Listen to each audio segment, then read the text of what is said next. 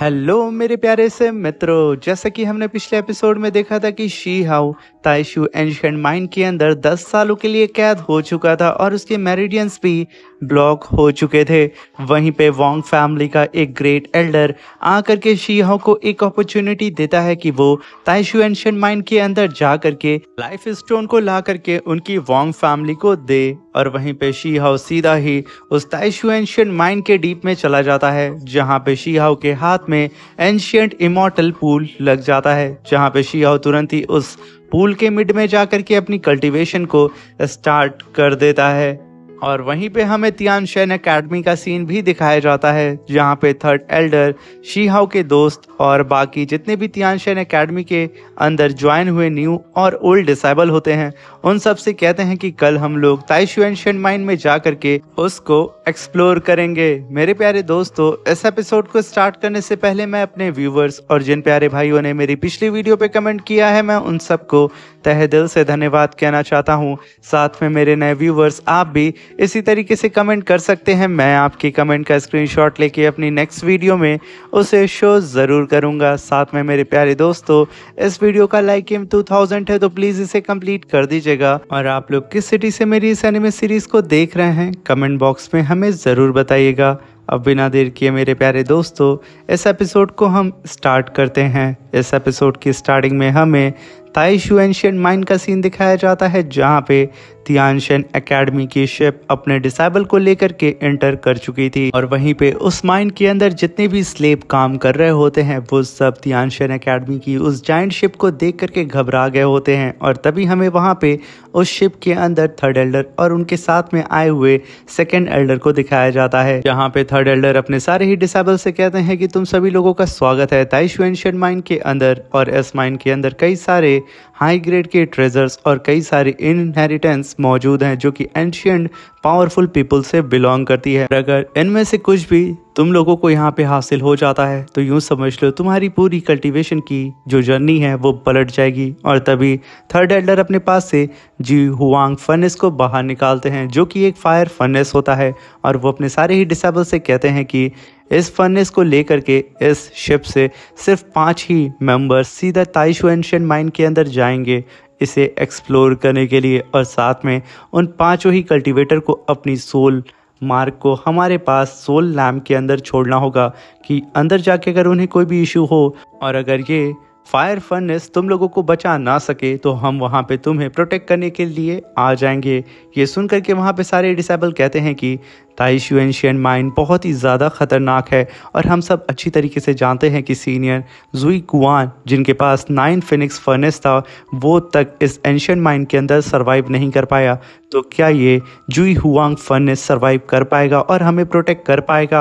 अगर तभी उनमें से कुछ डिसेबल कह रहे होते हैं कि अगर हम लोग इस माइन के अंदर जाते हैं और इस माइन के अंदर एंशिएंट पावरफुल पीपल्स की इनहेरिटेंस और उनकी लेगेसी हमें मिल जाती है तो हम लोग हेवन के विल को भी पलटने की ताकत रख सकते हैं। तभी वहाँ पे थर्ड एल्डर कहते हैं तो कौन है वो 5 डिसेबल जो कि सबसे पहले इस ताइशु एंशिएंट माइन के अंदर इस जी हुआंग फर्नेस के साथ जाना चाहेगा, वो आगे बढ़े। ये कहने के साथ वो सारे ही डिसेबल्स की ओर देखने लगते हैं, मगर अफसोस की बात ये होती है कि कोई भी डिसेबल आगे नहीं बढ़ता है। मगर तभी शी हाउ की टीम सबसे पहले आगे बढ़ती है और थर्ड एल्डर से कहती है कि सीनियर, हम यहाँ पे सबसे पहले ताइशु एंशिएंट माइन के अंदर जा करके उसे एक्सप्लोर करना चाहेंगे। यहाँ पे थर्ड एल्डर जैसे ही उन लोगों को हाँ बोलने वाले होते हैं, तभी वहाँ पे यूनिकॉर्न गर्ल आगे उन लोगों के सीधे आके खड़ी हो जाती है और सीधा ही थर्ड एल्डर को ग्रीट करते हुए कहती है कि सीनियर, जैसा कि आप सब जानते हैं कि हमारे ये जो फॉलो डिसेबल हैं, ये अभी भी हाल ही में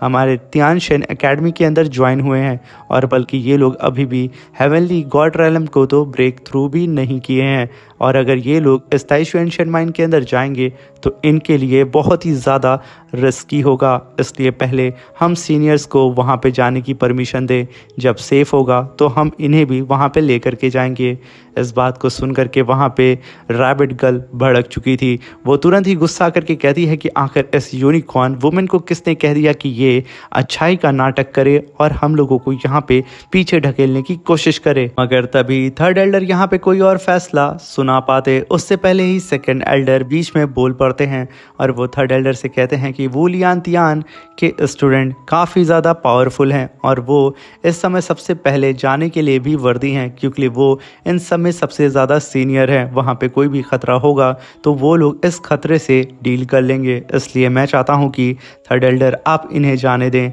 ये सुनकर के थर्ड एल्डर भी वहाँ पे कुछ नहीं बोलते हैं और उन पांचों से कहते हैं कि ठीक है, अगर तुम लोग जाना चाहते हो तो यही सही, मगर तुम लोगों को यहाँ पे अपनी सोल मार्क को बाहर निकाल के सोल लैम्प के अंदर ट्रांसफ़र करना होगा। और एक बात याद रखना, अगर इस माइन के अंदर तुम्हें ऐसा कोई भी खतरा नज़र आता है जिसे तुम लोग डील नहीं कर सकते हो तो चुपचाप तुरंत इस फर्नेस का इस्तेमाल करके वापस शिप में आ जाना। और तभी वो यूनिकॉर्न गर्ल उस फर्नेस को हाथ में पकड़ते हुए थर्ड एल्डर को ग्रीट करती है और अपने सोल मार्क को वहाँ पे बाहर निकालती है। साथ में उसके साथी भी अपने अपने सोल मार्क को निकाल करके सोल लैम्प के अंदर ट्रांसफ़र कर देते हैं। ये देख करके रैबिट गर्ल और हुआंग ये सब काफ़ी ज़्यादा भड़क रहे होते हैं, मगर तभी हम देखते हैं वो यूनिकॉर्न गर्ल अपने साथियों को लेकर के वहाँ से चली जाती है एंशिएंट माइन को एक्सप्लोर करने के लिए। तभी सीन शिफ्ट होता है और हमें शियाओ को दिखाया जाता है जो कि अपने लोटस फ्लावर को बाहर निकाल के उसके अंदर अपनी प्रीमोडियल सोल को भी बैठा करके उसकी कल्टीवेशन उस इमॉर्टल पूल के ऊपर बैठ के कर रहा होता है।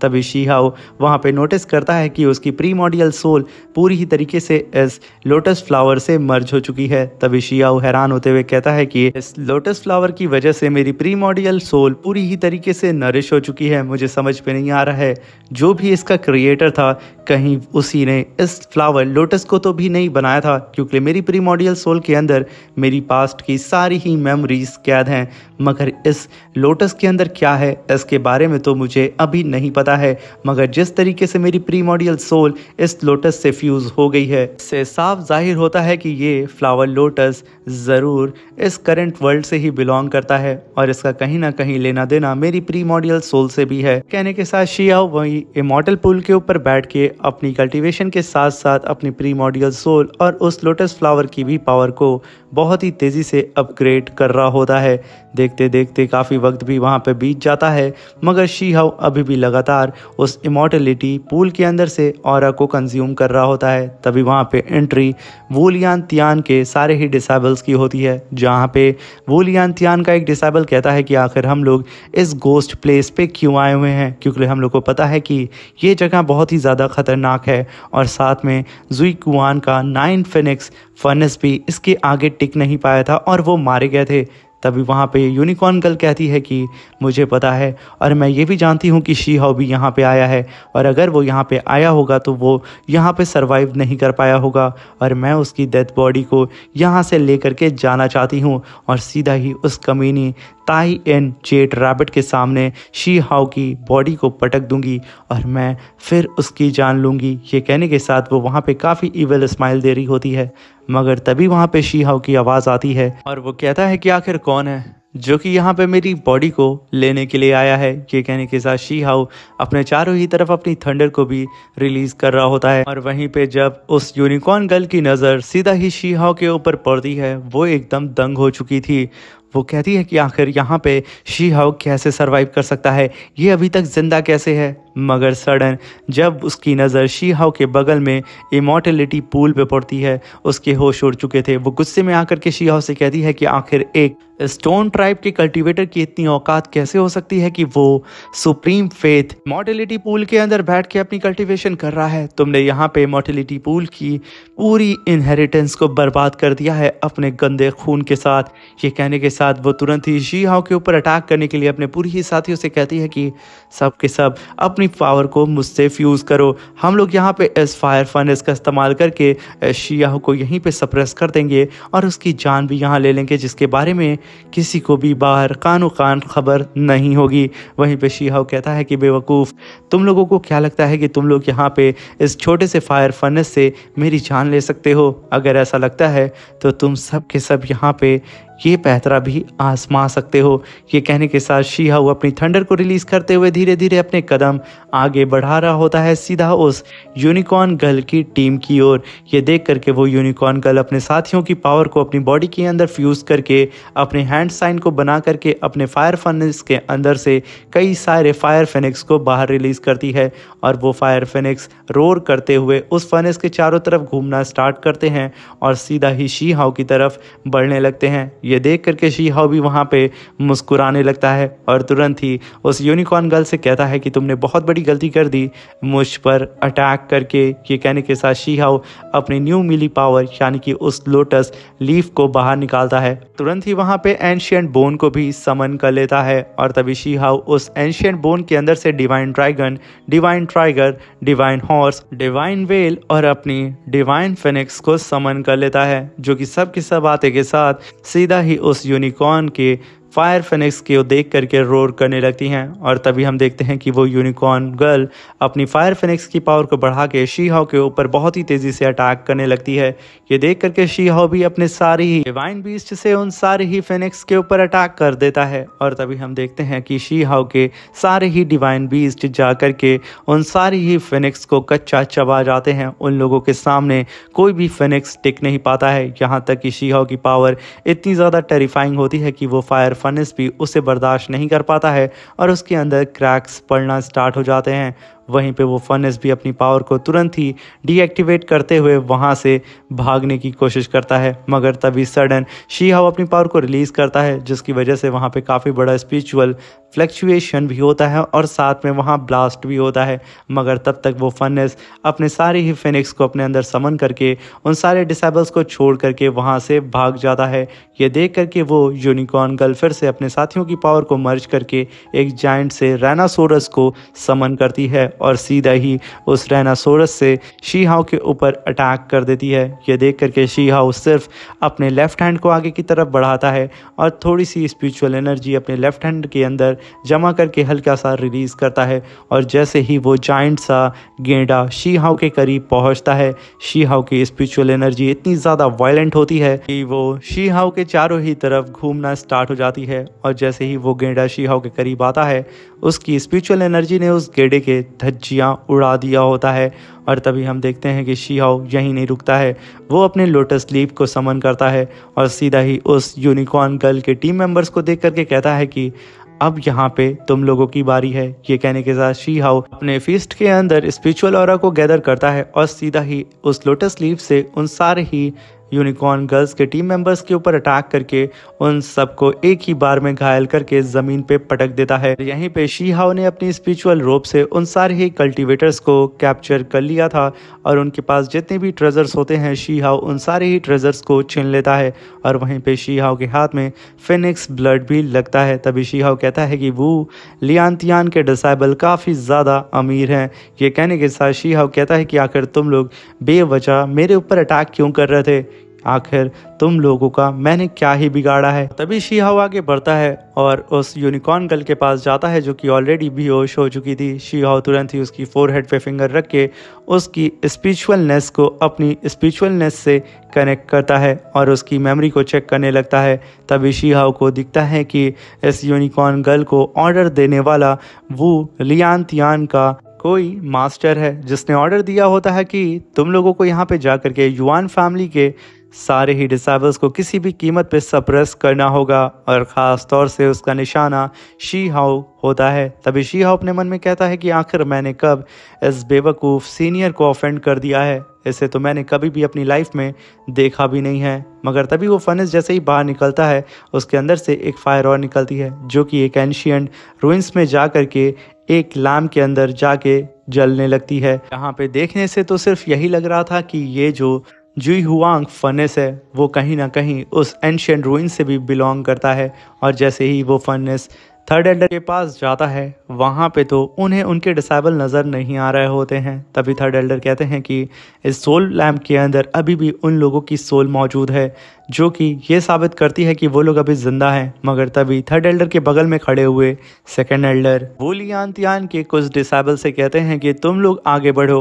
और जाकर के सीधा ही इस एंशिएंट माइन में देखो कि आखिर अंदर क्या चल रहा है। तभी 5 और डिसेबल सीधा ही सेकेंड एल्डर के कहने की वजह से उस फर्नेस के साथ सीधा ही उस माइन के अंदर एंटर कर जाते हैं। वहीं पे वो लोग जैसे ही उस माइन के अंदर एंटर करते हैं वो लोग चिल्लाते हुए कहते हैं कि आखिर किसकी इतनी हिम्मत हो गई है कि वो तियानशेन एकेडमी के डिसाइबल्स को हर्ट करने की कोशिश कर रहा है। मगर तभी हम देखते हैं कि शीहाओ जो कि मजे से मॉर्टेलिटी पूल के अंदर मजे से लेटा होता है। तभी वो बंदे शीहाओ को देख करके कहते हैं कि आखिर तुम्हारी हिम्मत कैसे हुई तियानशेन एकेडमी के डिसाइबल को छूने की। मगर तभी शीहाओ कहता है कि देखो तुम लोगों की नॉनसेंस बातों को लेकर के मैं बड़ा ही लेजी हूँ और अगर तुम लोग अपनी भलाई चाहते हो तो चुपचाप यहाँ से वापस चले जाओ, वरना ऐसा ना हो कि मैं वहाँ पे आ जाऊँ और तुम लोगों को लात घुसा मार करके यहाँ से वापस भेजूं। तभी उन डिसेबल का लीडर कहता है कि तुम्हारी ब्रेथ से ये साफ जाहिर होता है कि तुम अभी भी रेलम ऑफ गॉड पे नहीं पहुंचे हो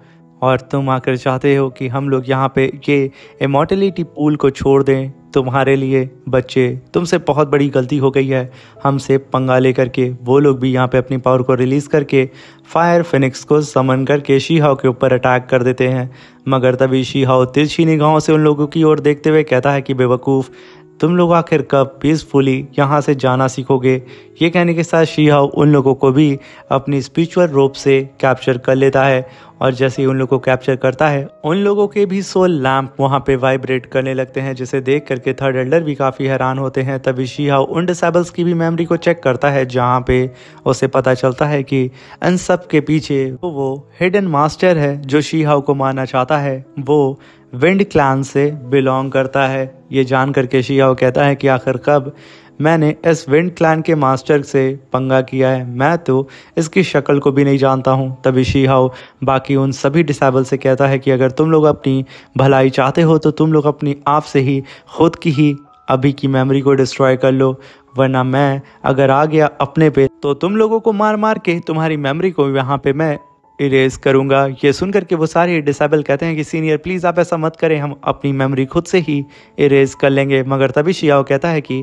भला मैं यहाँ पे रिस्क क्यों लूँ। ये कहने के साथ वो एक हड्डी को उठाता है और उन सारे डिसेबल्स को मार मार के उनकी मेमोरी को इरेज कर देता है। और वहीं पे जब शीहाओ उन्हें मार रहा होता है तो उनके सोल लैंप भी वाइब्रेट कर रहे होते हैं, जिसे देख करके थर्ड एल्डर सेकंड एल्डर काफ़ी ज़्यादा घबरा रहे होते हैं कि आखिर नीचे क्या चल रहा है। मगर तभी हुआंग अपनी टीम के साथ आगे बढ़ते हुए थर्ड एल्डर को ग्रीट करके कहता है कि सीनियर प्लीज़ मेरी टीम को नीचे जाने दे और चेक करने दे कि आखिर नीचे क्या चल रहा है। मगर तभी हुआंग की बात को सुन करके सेकंड एल्डर कहते हैं कि बच्चे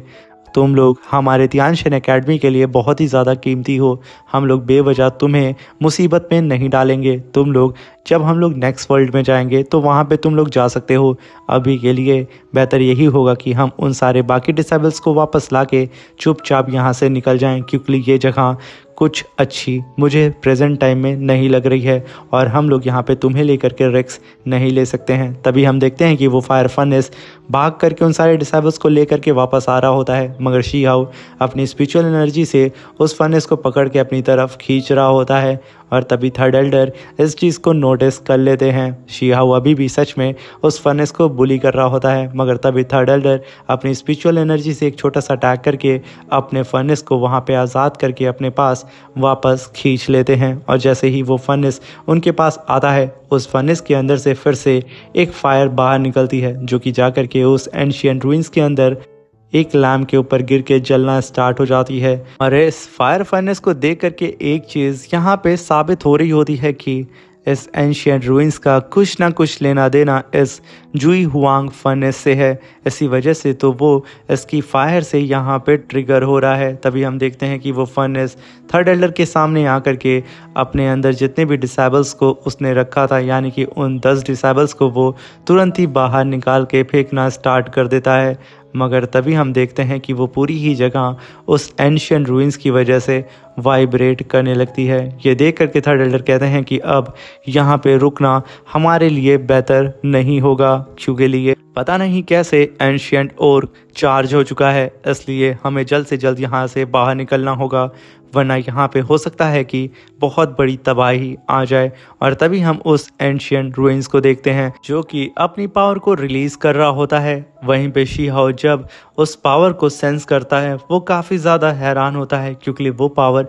उसे कुछ ज़्यादा ही फैमिलियर नज़र आ रही होती है। इसलिए शी हाओ तुरंत ही अपने थंडर इंपीरियर बैटल आर्मर को पहन लेता है और पूरी तरीके से तैयार हो चुका था इस आपदा को फेस करने के लिए। मगर सडन जब शी हाओ अच्छी तरीके से उस स्पिरिचुअल एनर्जी को सेंस करता है, उसके दिमाग में एक बात ट्रिगर करती है। तभी शी हाओ पास्ट की बातों को याद करता है, जब उसके सुप्रीम डोजो के मास्टर ने उससे कहा था कि 6 पाथ ऑफ रीइंकार्नेशन जो कि हमारे सुप्रीम डोजो की ही इनहेरिटेंस है। तभी शी हाओ इन सारी बातों को याद करके कड़ी से कड़ी मिलाने लगता है, और जब वो इस स्पिरिचुअल एनर्जी को सही ढंग से सेंस करता है, उसके होश उड़ चुके थे, क्योंकि ये जो पावर थी वो सुप्रीम डोजो की ही इनहेरिटेंस थी, जिसे 6 पाथ ऑफ रीइंकार्नेशन ही कहा जाता है। तभी शी हाओ कहता है कि आखिर ये पॉसिबल कैसे हो सकता है कि मेरे सुप्रीम डोजो की इनहेरिटेंस यानी कि वो यूनिक स्किल इस ताइशू एंशिएंट माइंड से कैसे बिलोंग कर सकती है।